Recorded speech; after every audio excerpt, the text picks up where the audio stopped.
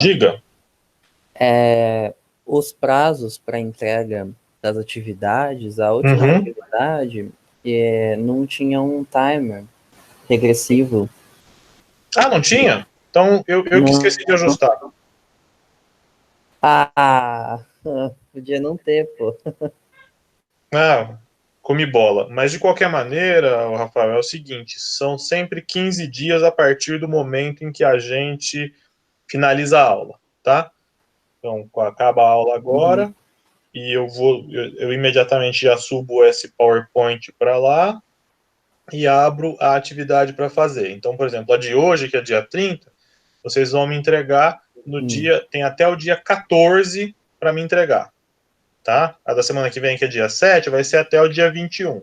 Eu optei por dar esses 15 dias, embora eu espere que vocês entreguem semanalmente, eu optei por dar 15 dias, que vai que dá alguma zica numa dessas semanas aí, você pelo menos tem aí um prazinho para tentar entregar as duas de uma vez, tá bom? Essa é a ideia do prazo de 15 dias aí.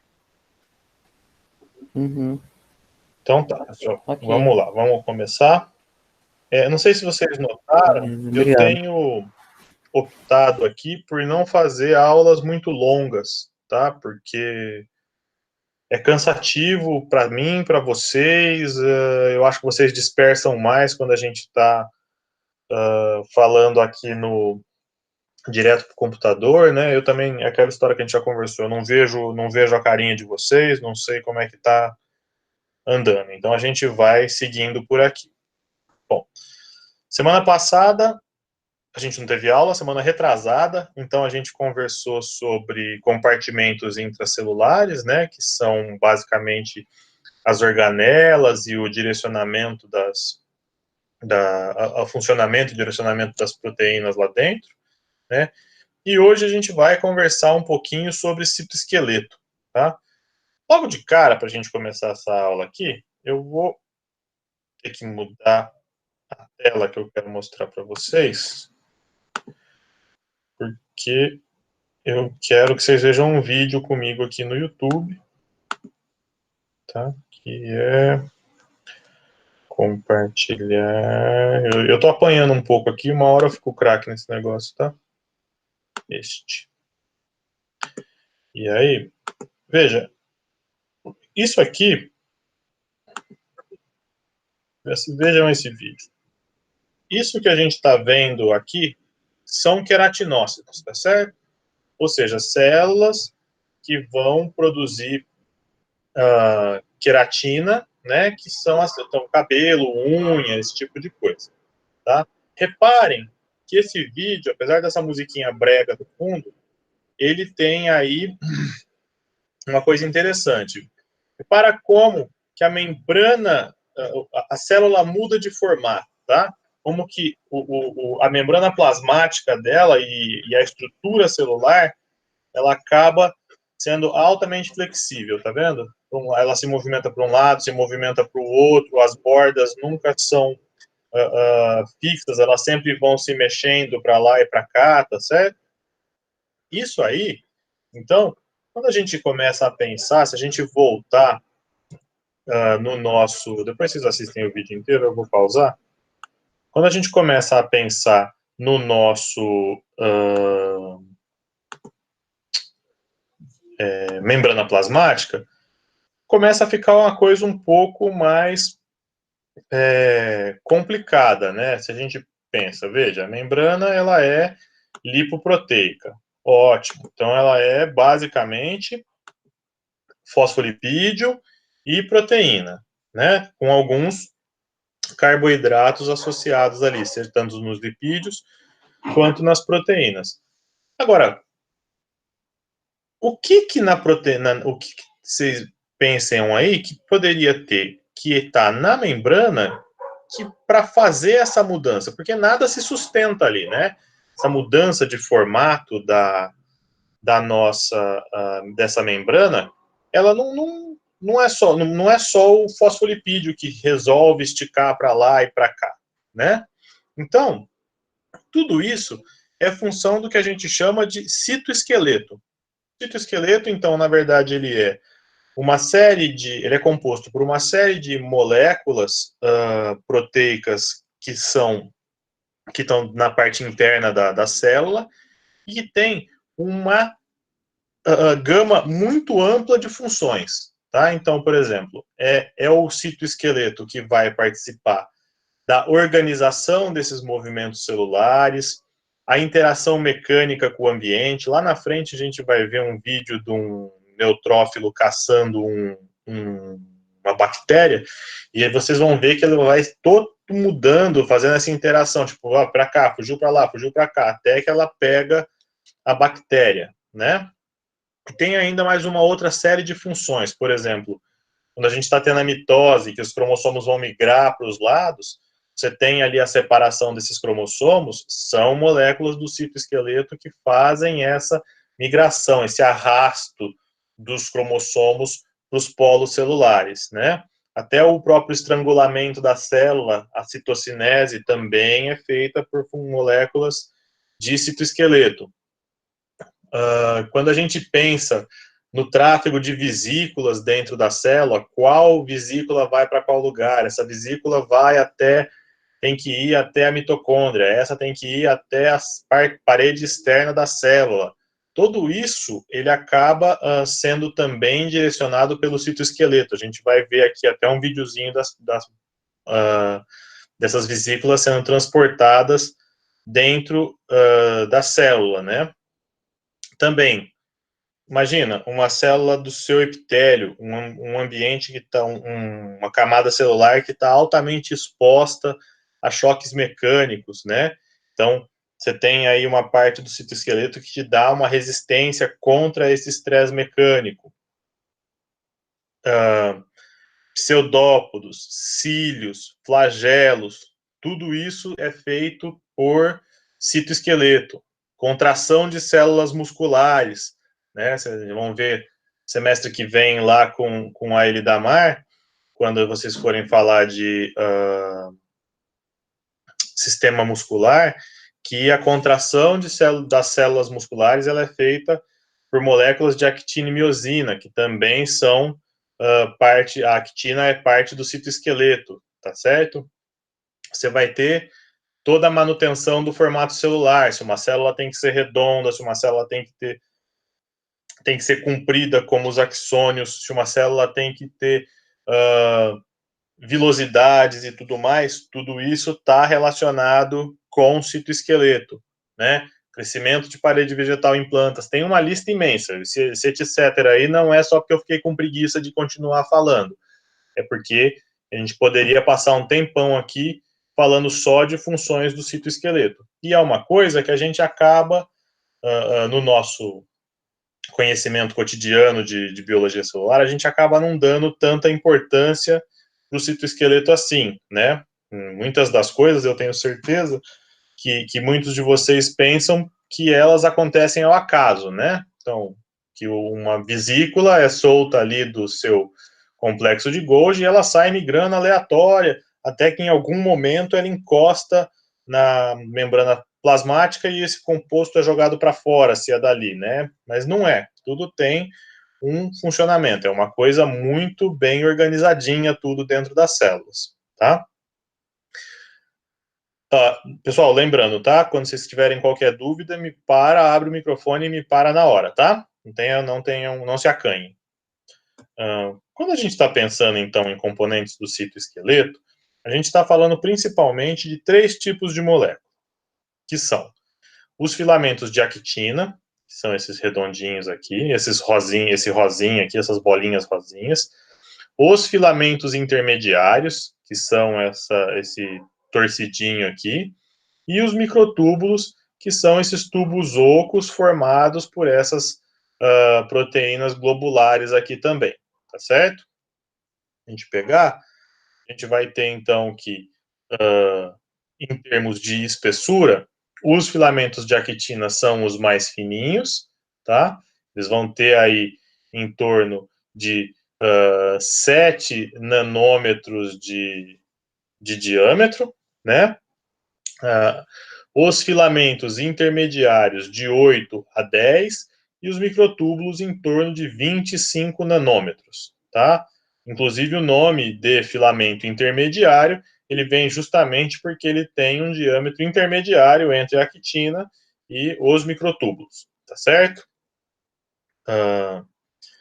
Quando a gente pensa agora nos três tipos que a gente tem de componentes aí do nosso citoesqueleto, automaticamente, tá certo? A gente imagina que nós vamos ter uma variação na função desses componentes, tá? E junto com a variação da função, vem também a variação do citoesqueleto, né?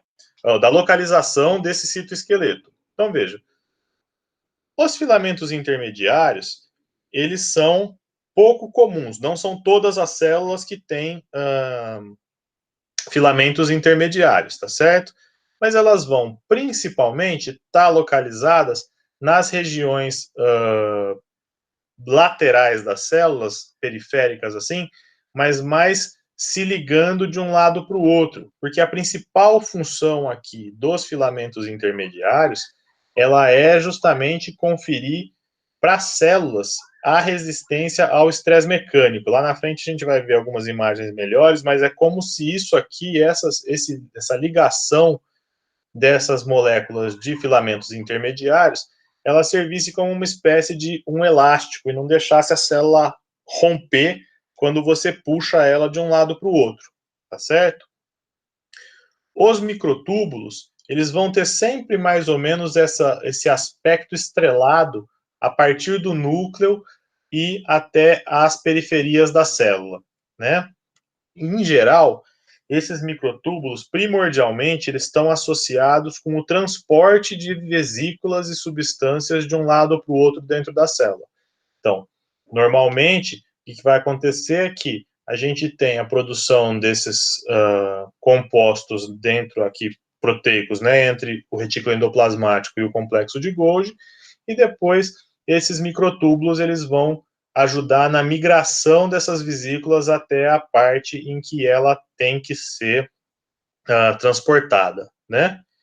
E por fim, os filamentos de actina aqui, eles estão sempre na periferia da célula, porque eles vão conferir principalmente aí, então, essa estrutura da célula para manter o formato da célula, tá certo? Então, ela só tem esse formato retangular aqui, porque essa actina está conferindo para essa célula esse formatinho, e repara que aqui nessas vilosidades, imaginando que isso aqui são células epiteliais de intestino, elas também são mantidas, esse formatinho delas aqui, ó, ele é mantido porque esses filamentos de actina estão aqui dando o suporte para essa estrutura ficar fixa, tá certo?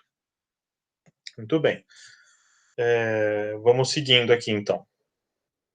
Quando a gente pensa agora em características gerais que vão fazer, que são comuns a todas essas moléculas, a gente pode enxergar algumas. Então, por exemplo, tanto actina, quanto filamentos intermediários, quanto microtúbulos, eles são formados por subunidades pequenininhas, tá certo? Por quê? Se você precisar fazer associações ou dissociações, mudar para a distribuição dessas fibras do citoesqueleto dentro da célula, você consegue fazer isso de uma maneira muito rápida. Lembra do nosso vídeo que a gente estava vendo os queratinócitos ali? Como a membrana mudava muito rapidamente. Aquele vídeo está um pouco acelerado, mas assim, ela mudava muito rapidamente, né? Então, o que está acontecendo ali, ó, é que os túbulos de actina, que estão dando formato para aquela membrana, eles estão se formando e se desassociando muito rápido para que ela consiga migrar para os diferentes lados, tá certo? Além disso, essas moléculas, essas subunidades pequenininhas, quando elas são mantidas juntas, elas sempre são mantidas por interações fracas, tá? Justamente para a gente poder ter essa facilidade de associação e dissociação de acordo com a necessidade da célula naquele momento. Então, preciso que cresça muito rápido para lá, rapidamente ele se associa e forma essa estrutura. Se precisa que suma aquela estrutura que acabou de formar, rapidamente você consegue dissociar sem gastar muita energia para fazer isso. Isso você vai montando e desmontando rapidamente. Tá certo? Faz sentido, né? Professor, só um minuto. Mantidos por interações fracas, mas que interações são essas? Interações intermoleculares? São interações intramoleculares. A gente, eu vou mostrar para vocês aqui o próximo slide como é que a gente faz para isso se manter, mas são interações intramoleculares aqui e elas, basicamente, elas não podem ser fortes, como por exemplo, interações como ligações covalentes ou coisas desse tipo, porque você precisa quebrá-las muito rapidamente, se for o caso, tá certo? Uhum. Esse tipo de proteína, né, esse tipo de molécula do citoesqueleto, em geral, elas estão associadas aí com uma série de proteínas acessórias, a gente vai falar um pouquinho delas mais para frente, né, mas são elas que vão regular, então, aonde que esse citoesqueleto está ancorado, que tipo de ligação que existe entre eles, como é que você faz a interação do citoesqueleto com a membrana plasmática e aí por diante, tá certo? E aqui uma outra característica geral dessas moléculas do citoesqueleto é que eles se agrupam principalmente no que eles chamam de múltiplos protofilamentos. O que vai acontecer? Veja, se você pegar aqui, ó, uma molécula como essa aqui, da actina, repara que ela é um monte de bolinha, proteínas globulares, na verdade, né, uma ligadinha na outra aqui. Se você pensar, então, essa actina, ela é a mesma que está dando esse formato para essa microvilosidade aqui, né? Bastaria, então, eu ter moléculas de actina compridinhas daqui até aqui, formando essa microvilosidade, correto? Só que eu não acabei de falar para vocês que essas interações que ligam, essas pontes que ligam essas moléculas, elas são fracas? Se fosse dessa forma, e a gente estivesse trabalhando com uma única cadeia, qualquer gasto energético a mais na célula que fizesse mudar um pouquinho a temperatura, a própria instabilidade térmica, geração de energia, poderia gerar energia suficiente para quebrar essas ligações fracas, tá certo? Isso poderia quebrar tanto no meio, quanto na ponta, para você remover subunidades dessa molécula. Agora, como resposta a isso, o nosso organismo ele acaba por organizar essas moléculas, esses protofilamentos de citoesqueleto em pequenos grupos, né? Por exemplo, imagina agora essa mesma situação aqui, ó, se a gente tivesse 5 protofilamentos agrupadinhos, então fazendo interação tanto linear aqui, quanto na coluninha, tá certo? Repara aqui, ó, para você quebrar essa molécula nessa posição, você precisaria de energia suficiente para quebrar 5 interações, tá certo?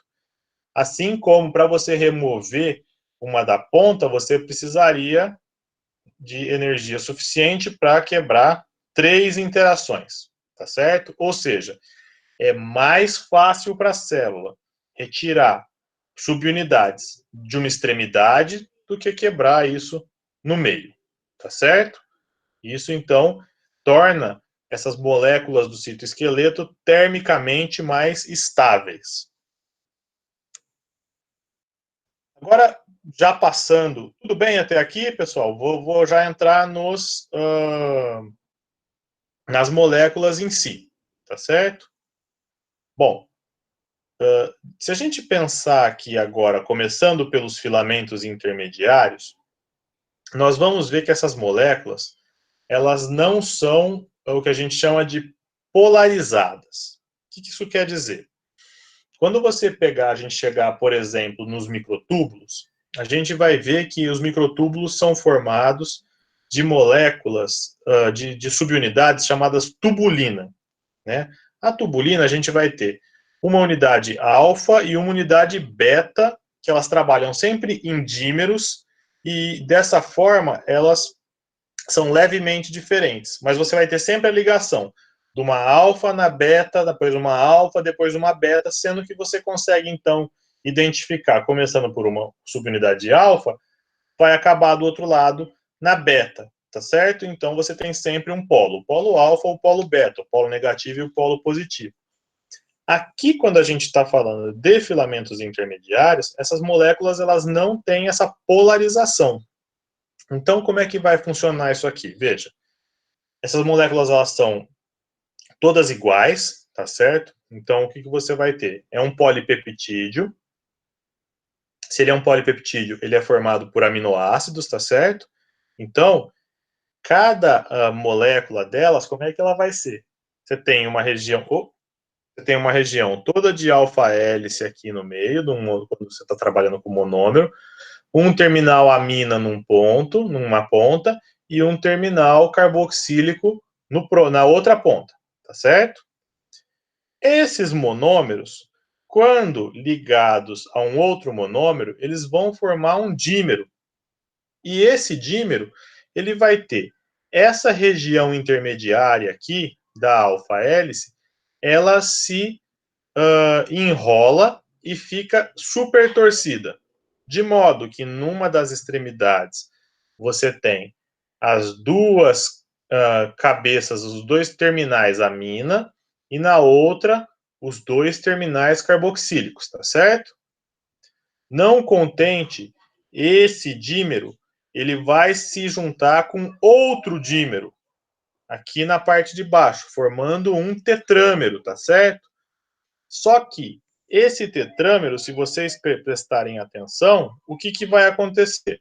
Ele vai sempre se parear o lado amina e um pouquinho depois, aqui mais ou menos ligado na alfa-hélice, o terminal carboxílico. E a mesma coisa do outro lado, veja, amina e o carboxílico aqui, tá certo? É justamente este tetrâmero que é antiparalelo que vai interagir com outro tetrâmero antiparalelo. De modo que o terminal amina sempre, veja aqui, um terminal amina sempre vai interagir com o terminal carboxílico e do outro lado também. Ou seja, tanto faz o lado que você começa e vai até o fim, eles sempre são numa ordem que você não consegue determinar onde ele começa e onde ele acaba, tá? Então isso torna eles não polarizados. Cada um desses filamentos formados aqui, esses tetrâmeros que vão se agrupando nesse fiozinho, eles vão fazer agora vão se juntar em grupos de 8. Ou seja, cada um desses tetrâmeros associados, eles vão formar 8 filamentos, e esses 8 filamentos eles vão se torcer novamente, parecendo um cabo de força, de energia, tá certo? Formando aqui, então, o nosso filamento intermediário. Tudo bem? Vou assumir que sim. Então tá. Bom,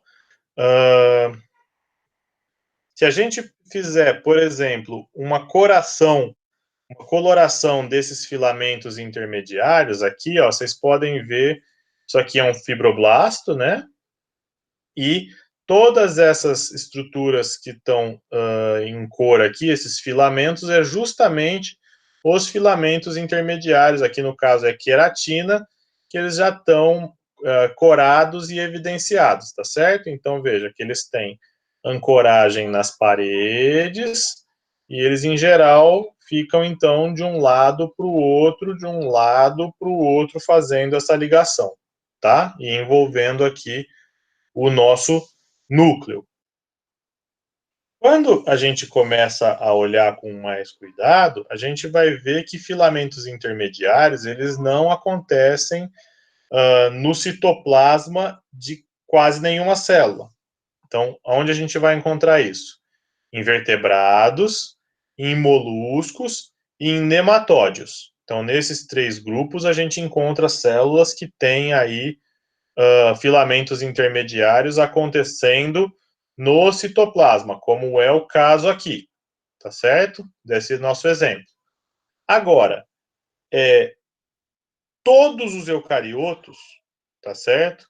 Ou seja, todos os organismos que têm núcleo, você encontra filamentos intermediários formando uma lâmina por baixo da carioteca. É ela que vai dar, então, é justamente esses filamentos que vão dar o formato ao núcleo, né?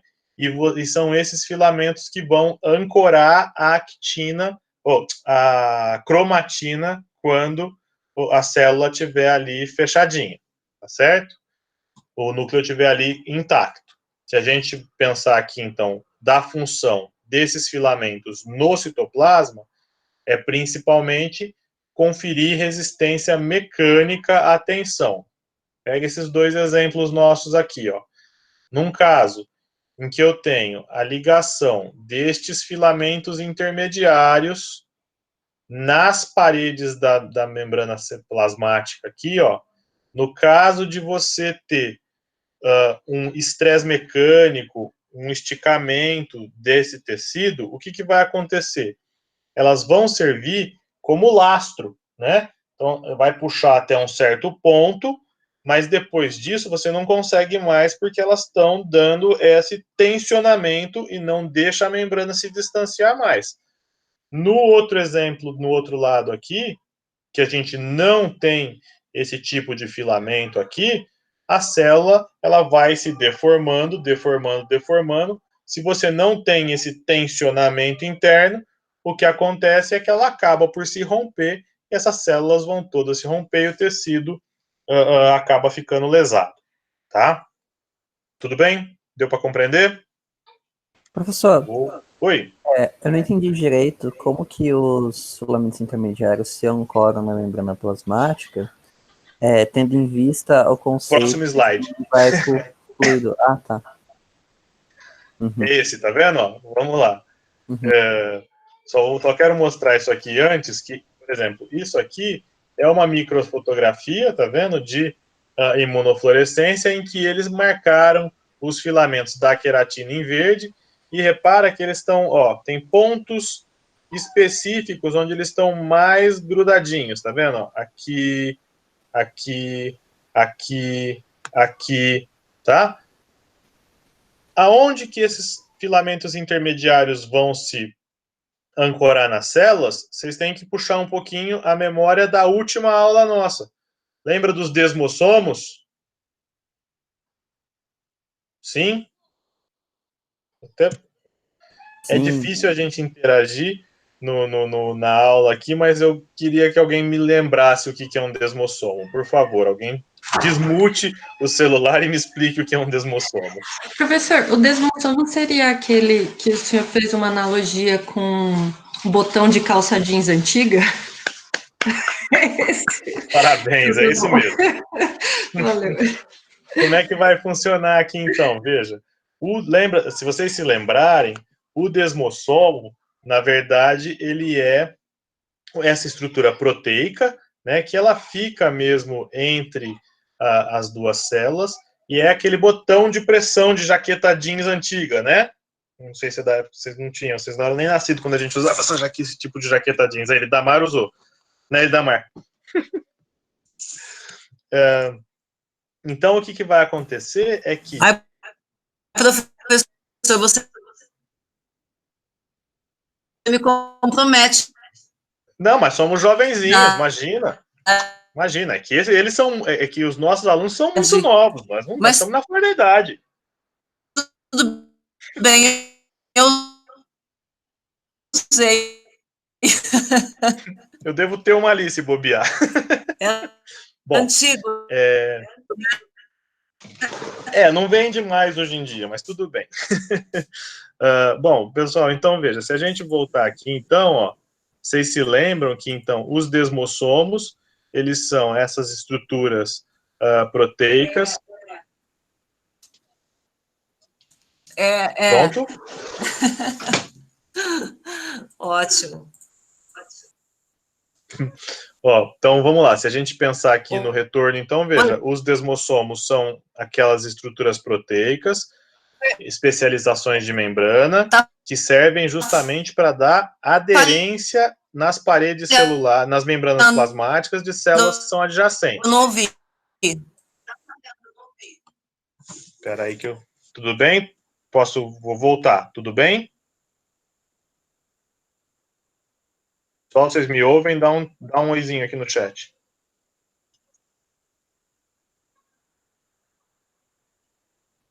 Diz que sim, pelo menos. Ouve-me? Oi? Sim, tô ouvindo. Aqui tá normal, professor. Beleza, então vamos continuando. Beleza. Oh, meu Deus.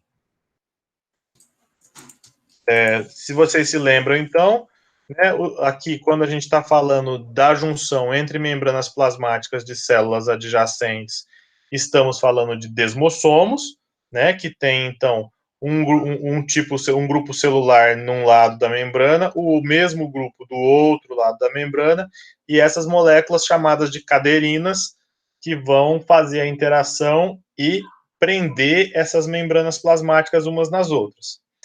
Na face interna da célula, né, ou seja, na parte do desmossomo que está interna à célula, você tem, então, esses filamentos de ancorados, de queratina ou de filamentos intermediários, ancorados aqui nessa placa citoplasmática que fica para o lado interno, nos desmossomos aqui na lateral e nos hemidesmossomos aqui na placa basal. Tá certo? Então, é dessa forma que você faz a junção, né? A pergunta, acho que foi do Rafael, perguntando justamente como é que estava, o que a gente faz. Rafael, perguntou? Acho que sim. Como é que você faz a ancoragem? Oi? Eu sim. Sim, ó. Como é que você faz a ancoragem aqui na membrana? É isso, tá? Então, ela não se prende. Olha ali um fosfolipídio, deixa eu grudar ali. Você tem sempre uma estrutura certinha para que você faça esse tipo de ligação, né? No caso, é outra estrutura proteica aqui, tá? Isso, então, quando a gente está falando dessa ligação no citoplasma para conferir essa tensão, essa proteção a esse estresse mecânico e o possível tensionamento dessa célula. Quando a gente está falando da lâmina nuclear, da nossa carioteca, lembre-se, então, a gente falou disso na aula de membrana só, né? Temos aqui, uma membrana dupla, um envelope nuclear é uma membrana dupla, com essas estruturas proteicas formando os poros nucleares, que permitem a entrada e saída de substâncias, entrada controlada e saída controlada de substâncias maiores, né? Agora, o que dá o formato para o nosso núcleo, veja, é justamente esse emaranhado de moléculas de filamentos intermediários que vão não só fornecer o formato nuclear, mas também vão ancorar nos seus respectivos lugares as proteínas do poro nuclear e vão prender partes da cromatina aqui nessas estruturas. Vocês olharem aqui do lado, do nosso lado, onde eu estou passando o mouse, isso aqui é uma foto de uma fotografia para microscopia, de criofratura, né, em que a gente pode ver os filamentos emaranhados como se fosse um tecido, tá certo? Ou seja, dando mesmo esse entrelaçamento e esse suporte para que você tenha a formação e a manutenção do formato do núcleo, né?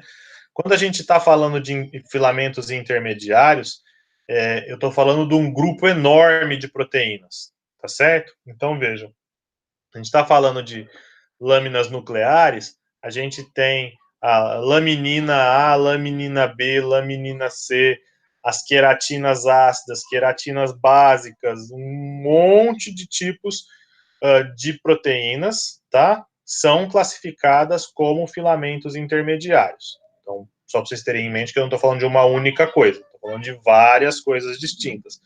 E aí elas podem ter, veja, diferentes pesos moleculares, né? Isso aqui, então, está relacionado com a composição de aminoácidos dela, e também, se aquele nosso monômero, dímero, tetrâmero, octâmero, se ele vai ser um homopolímero, ou seja, se todas as moléculas são iguais, ou um heteropolímero, em que você vai ter moléculas diferentes, ou ainda se vai ser um mix de homopolímeros e heteropolímeros, tá? E aqui a gente vai ter nessa parte da tabela a distribuição, onde é que esse tipo de filamento intermediário acontece. Então, veja, esses são no núcleo, esses são em células epiteliais, aqui em células mesenquimais, no fibroblasto, músculo, células nervosas, neurônios maduros, tá certo? E por aí vai. Outra coisa importante aqui é que a gente vai ter algumas desses filamentos, eles sempre vão estar conectados entre si por proteínas acessórias. A gente lembra? Vou voltar aqui, ó.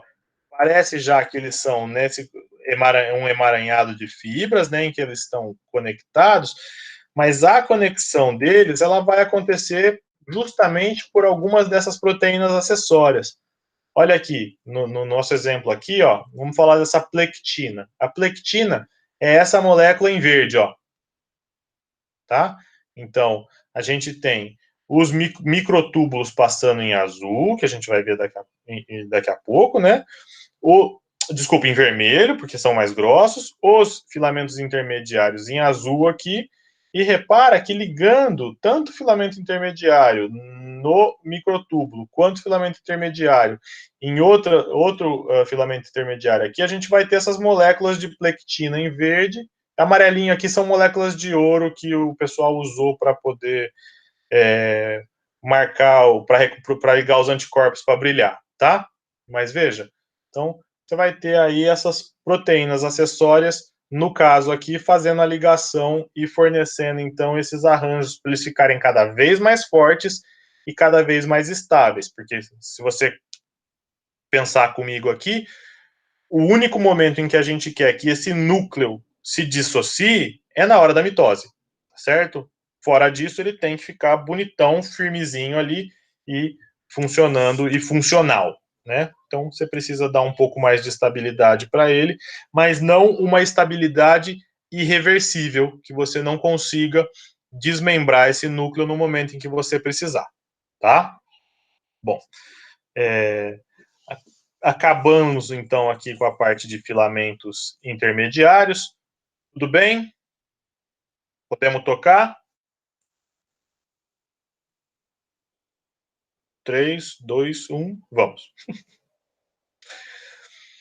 O próximo tipo de molécula relacionada com o citoesqueleto que nós vamos falar são os microtúbulos, tá certo, pessoal? Os microtúbulos, então, eles são extremamente importantes e eles têm funções das mais variadas ao longo da vida da célula.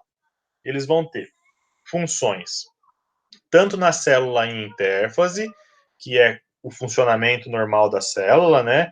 E aí você vai ter esses microtúbulos sendo formados e destruídos à vontade, de acordo com a necessidade da célula, e eles estão relacionados principalmente nesse momento com o transporte de vesículas e organelas para lá e para cá.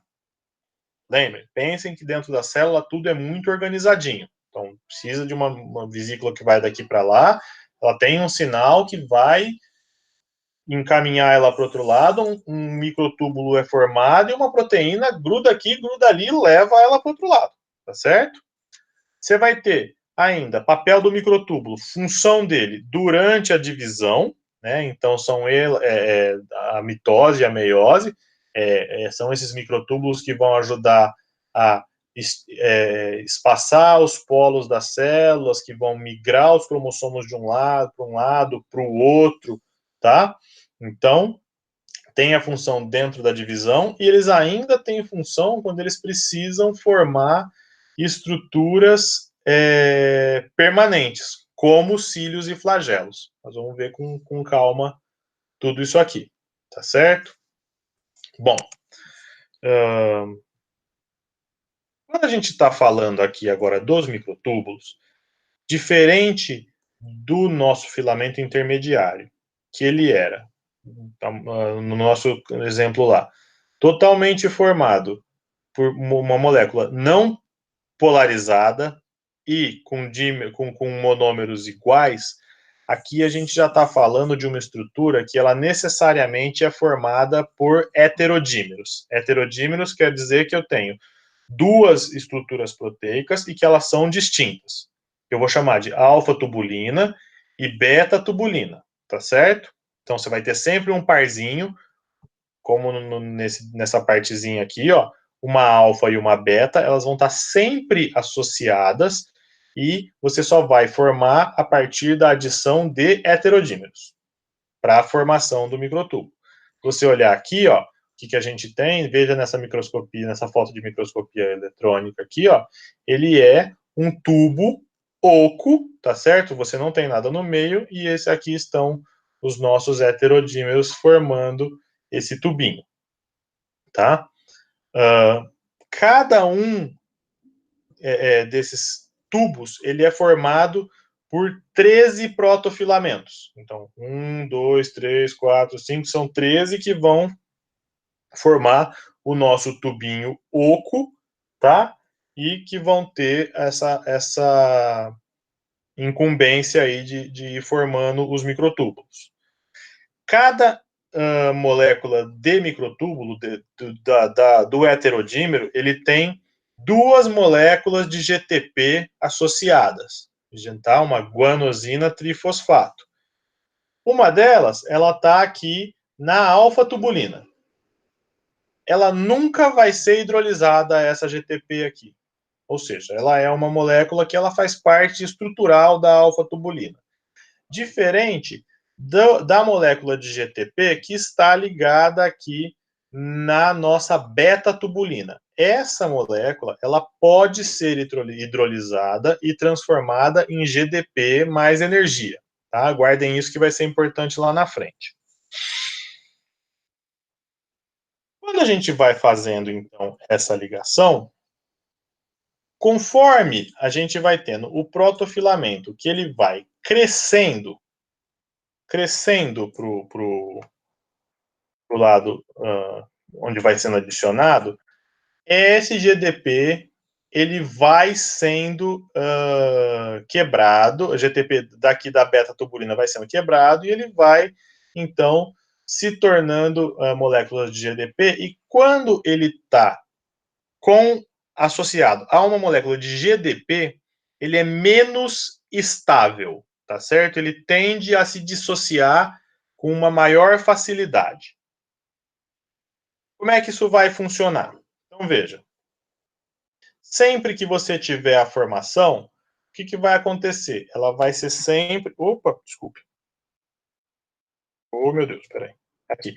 Ela vai ser sempre, de um lado, onde você vai ter moléculas com GDP menos estável, então a tendência é que este lado de baixo aqui, ó, ele se dissocie, e um lado onde você vai ter a beta-tubulina com GTP, mais estável. Então, enquanto ele se dissocia de um lado, ele sofre a associação do outro, porque esse GTP aqui, ele vai dar uma certa estabilidade, tá certo? Então, por conta dessa capa, desse chapéu de GTP formado aqui no começo, nós vamos ter uma parte mais estável do que a outra, tá? Guardem isso em mente. Isso tudo vai ser importante para a gente entender como é que essas moléculas funcionam mais para frente. E aí, veja, por que a gente tem esse tipo de estrutura? quando você está fazendo a formação, se a gente olhar aqui, ó, todas as células, elas têm um centro, que a gente chama de centro organizador de microtúbulos. São eles que vão controlar quantos microtúbulos tem, para onde eles vão, para que lado do citoplasma, tá certo? Em células animais, a gente tem os centríolos ou centrosomos como esses centros organizadores, tá certo? E aí, é a partir desse camarada aqui, que está localizado ao redor do núcleo, que ele vai, então, fazer a organização de para qual lado esse microtúbulo precisa crescer. A parte negativa, a extremidade menos, está sempre aqui próxima ao centro organizador e cresce daqui para as extremidades, daqui para a periferia da célula, tá?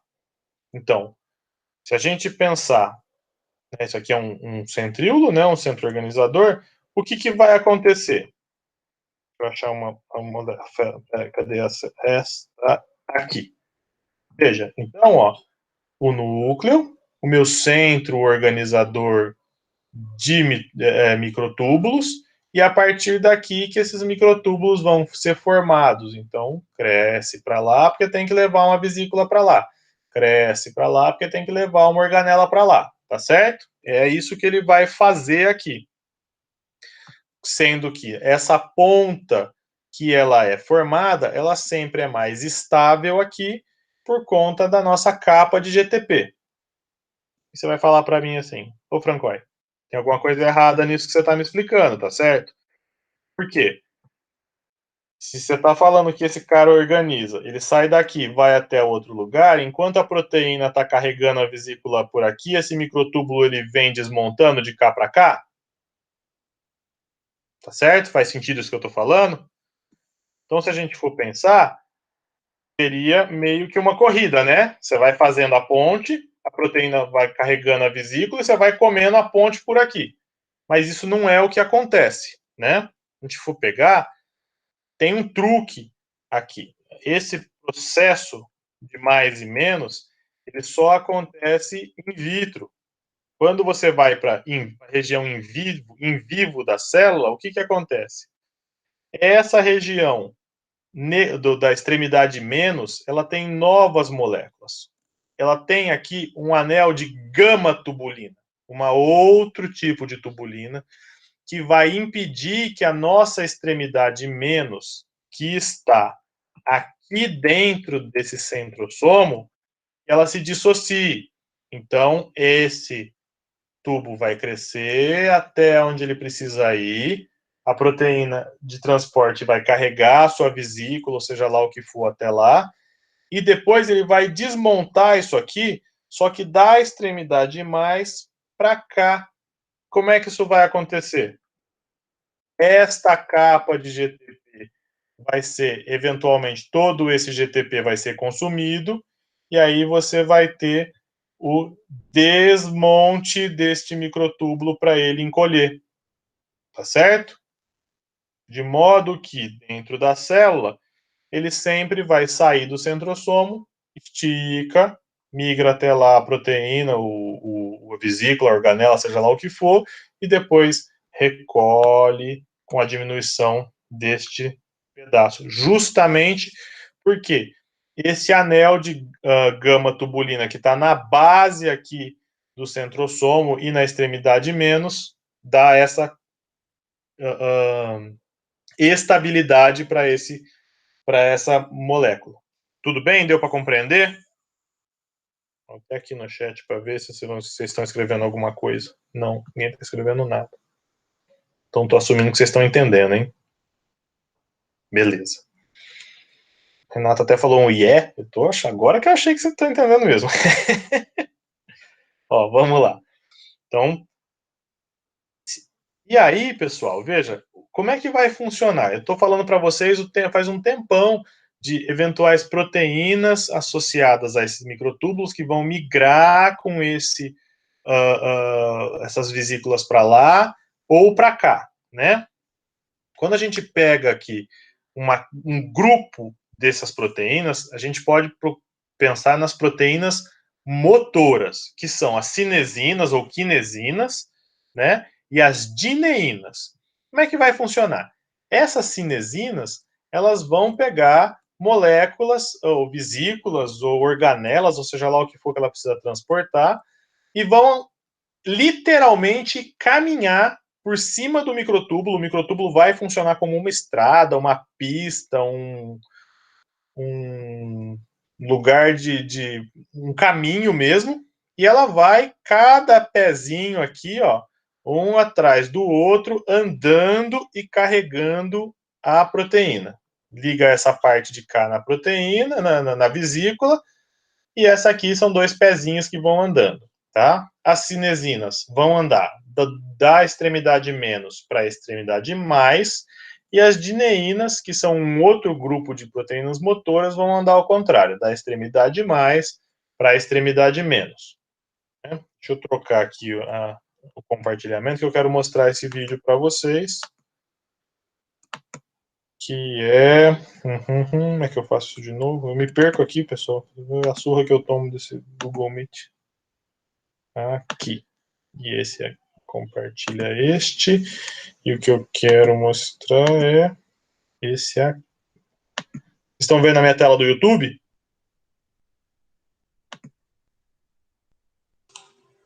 Não. Tô Não? vendo só os slides. Peraí, que eu sabia que eu tinha feito cagada. Peraí, vamos de novo. Pior que essas coisas ficam gravadas, vai lá pro YouTube depois, né?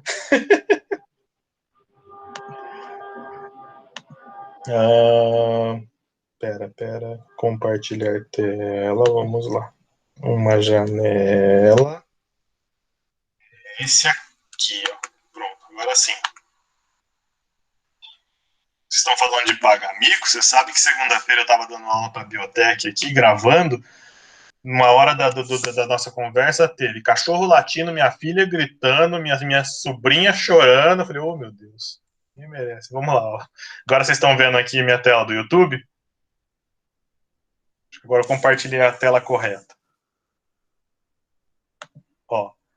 Então, aqui é um videozinho do funcionamento das cinesinas, tá certo?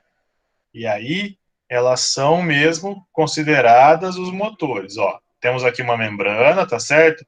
Proteínas, carboidratos, nossas moléculas aqui, e ó, uma série de microtúbulos saindo do nosso centro organizador, tá certo? E vesículas sendo transportadas para lá e para cá. Ó, aqui uma mitocôndria, aqui uma vesícula. E esse transporte ele é feito exatamente assim. Veja, o microtúbulo aqui e a cinesina aqui. Repara que ela tem quando eu digo que ela caminha, é uma analogia bastante real, tá certo? Cada vez que você tem esses pezinhos ou essas mãos globulares, dependendo do artigo que você achar, e como é que isso vai funcionar? Eles têm sítios de ligação para ATP aqui, tá? E cada vez que você liga o ATP, ele perde afinidade com o microtúbulo, né? Você hidrolisa, ele se solta. Se mexe, muda de conformação, vai para frente. Você hidrolisa o ATP, ele ganha a afinidade e liga de novo. Isso vai acontecendo nos dois pezinhos. Pum, pum, pum, pum. E veja, aqui na frente você vai formando o microtúbulo e depois, na outra extremidade, ele tem essa região que ela tem afinidade com a vesícula ou com a organela, ou seja lá com o que ele quer transportar, e assim você leva essas substâncias de um lado para o outro na célula, tá? Aqui, veja, se a célula encontrar alguma dificuldade, por exemplo, veja, essa vesícula aqui emboscou na rede de actinas que tinha aqui, ela não está conseguindo andar, não se preocupa não, a coisa aqui é solidária. Você recruta novas proteínas, ó, repara, aqui você tem, nesse caso aqui, você tem duas, ó, E aí você vai botando cada vez mais força até a hora que você conseguir carregar essa vesícula. Então, é basicamente assim que vai funcionar essa parte do transporte de proteínas, e é assim que esses microtúbulos vão servir de avenidas ou de caminhos mesmo para que essas moléculas se desloquem aí ao longo da célula, tá certo?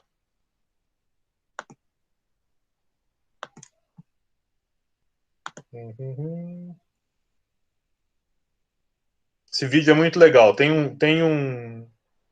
uma versão dele que é um shot. Então a cinesina dá um passinho, dá um passinho para frente, um passinho para trás, um passinho para frente, um passinho para trás. É super legal. Depois vocês procurem no YouTube, cinesina e shot. Vocês vão achar. Deixa eu compartilhar de novo o PowerPoint. Vamos voltar aqui. Bom. E ainda, pessoal, quando a gente está falando aqui dos microtúbulos, a gente não pode esquecer que eles são responsáveis aí pelas estruturas de cílios e flagelos, tá?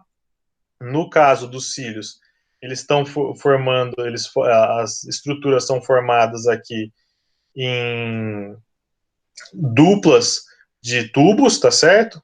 Sempre associadas. E no padrão aqui desses cílios e flagelos, em geral, eles formam esse padrão que é bastante repetido, que é de 9 duplas aqui, mais uma dupla no meio, tá? E entre elas, você vai ter essas proteínas que são anexadas aqui, que elas servem mais ou menos como um ancoramento para que essas proteínas, que esses cílios, esses microtúbulos não deslizem muito um sobre o outro. Como é que vai funcionar aqui? Repara o seguinte, ó. Se você tivesse, que é o caso aqui, ó, entre essas... desculpa, não botei na apresentação. Entre essas duplas aqui de microtúbulos, você vai ter algumas dineínas, tá certo? Que vão ligadas. De um lado ela anda, do outro lado ela carrega o microtúbulo com ela. Se você for pensar nisso aqui, como é que funcionaria? Veja, eu tenho a extremidade mais aqui, a extremidade menos. Se a dineína anda do mais para o menos, como é que ela ia fazer? Andar daqui para lá e essa parte ia se deslocar, tá certo? Então você ia ter um desencontro e esse flagelo não ia funcionar. Ele ia simplesmente se desmontar. O que tem, então? Qual é que foi a sacada aqui do flagelo e do cílio para você ter aquele batimento, né? Essa estrutura aqui do batimento? Junto com as dineínas, você tem essas proteínas de ligação que amarram uma dupla de microtúbulos na outra. E aí, quando essas dineínas andam, se locomovem de um lado para o outro, ela até faz um certo deslocamento. Só que esse deslocamento, ele é travado, ele é limitado por essas proteínas de ligação, o que acaba por envergar o microtúbulo. E nessa brincadeira, enverga para lá, enverga para cá, enverga para lá, enverga para cá, você vai ter esse flagelo ondulando para locomoção celular. Tá certo? Eu apertei o botão errado. Vamos lá. Tudo bem, então, pessoal. Ó, pensando aqui já nos cílios e flagelos, estamos por aí. E por fim, agora podemos passar. Só falta agora os filamentos de actina, né? Ou ainda microfilamentos, vocês vão ouvir chamar de microfilamentos também, porque eles são os mais fininhos de todos, né? Actina é uma proteína extremamente importante, ela é uma proteína estrutural. Todas as células eucariotas têm actina, porque ele está relacionado aí com a formação de células, formato de células, né? Então, todas as células têm actina. Quando você vai olhar, elas têm importância na migração de células, em processos de fagocitose, no processo de citocinese, naquele estrangulamento aqui do anel contrátil, aqui, ó, nesse exemplo aqui de quando você está tendo o processo final de divisão de mitose e meiose, né? E você vai ter tanto estruturas que podem ser formadas de forma temporária, né? Então imagina no nosso exemplinho aqui, ó, de uma célula fagocitando a outra, esses pseudópodes formados aqui, eles são por modificação, síntese e dissociação de actina, tá certo? Quanto para estruturas mais estáveis, como microvilosidades de células intestinais, por exemplo, tá certo? Eles são os filamentos mais finos de todos, né? São flexíveis, eles podem ter aí uma capacidade de dobramento, né? E eles também são formados por dois polímeros que vão se enroscar. Vão se helicoidizar, né? Para dar justamente mais estabilidade naquela variação térmica possível da célula, né? Eles também têm aí uma estrutura polarizada, que vai ter associada com um ATP ou um ADP. Lembra que na tubulina era GTP ou GDP. Aqui é muito similar o mecanismo, mas aqui nós estamos lidando com ATP e ADP.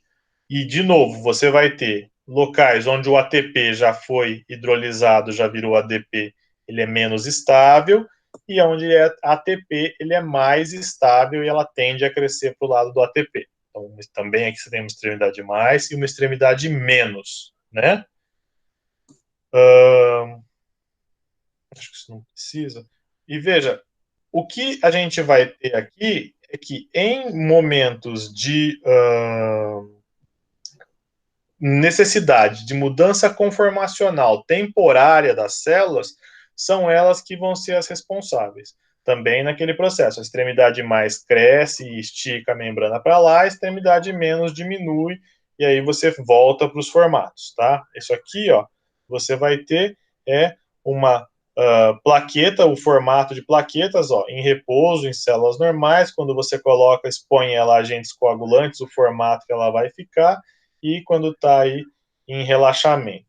Tem um vídeo aqui também, deixa eu achar, que é este. Mas primeiro eu tenho que compartilhar com vocês, senão vocês não vão ver.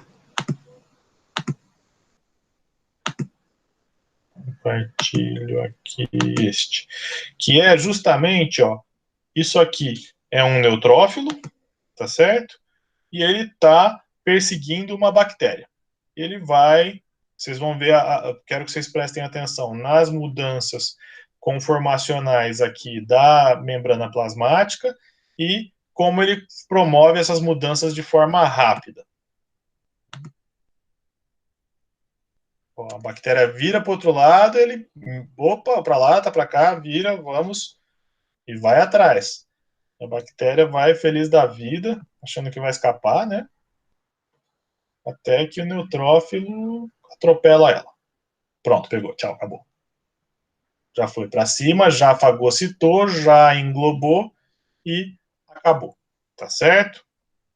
Então, se você for pensar aqui, essa é a grande importância da actina, que além de conferir, então,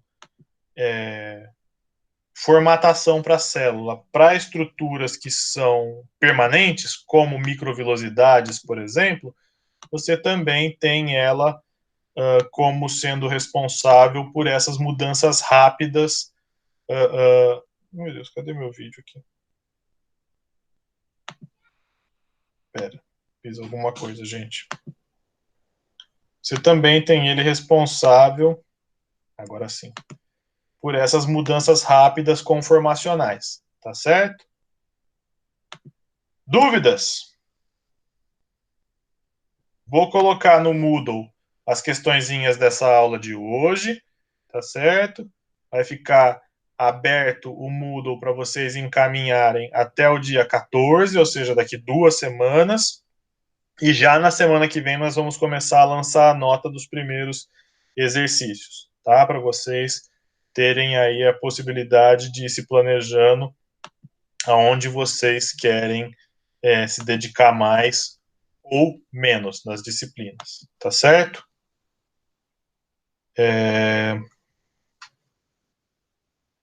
Deixa eu fazer uma pergunta para vocês. Vocês estão tendo aula do Miguel logo antes da minha? Ou já acabou as aulas do Miguel?